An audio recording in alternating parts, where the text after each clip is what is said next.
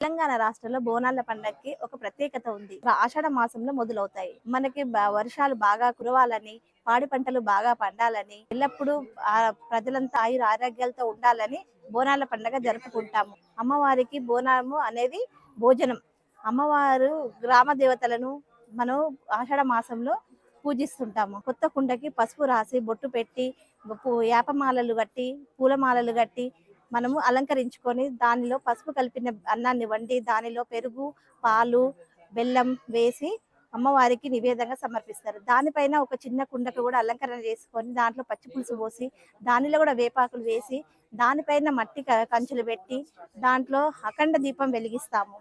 వెలిగించి ఇంకొక దానికి కూడా మనము చెంబు రెడీ చేసుకొని అందులో నీళ్లు పోసి పెరుగు బెల్లం వేసి దానిని శాఖ అంటారు.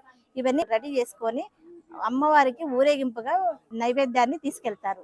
డప్పులతోని పోతరాజులతోని ఊరేగింపుగా బంధుమిత్రులతోని స్నేహితులతోని కలిసి కట్టుగా గుడికి వెళ్తారు. అమ్మవారికి బోనాన్ని సమర్పించుకుంటాము. ప్రతి ఏడాది లాగానే ఈ సంవత్సరం జూన్ 26, 2025 ఈ సంవత్సరం కూడా అంతే ఘనంగా అమ్మవారికి ఊరేగింపుగా కాసాల వంశం నుంచి నజర్ బోనం వెళ్తుంది. తొలి నజర్ బోనం జగదాంబిక అమ్మవారికి అంతే ఘనంగా ఈసారి కూడా బయలుదేరుతుంది. తెలంగాణ ప్రజలందరూ ఈ బోనాలకు విచ్చేయగలరని మనవి.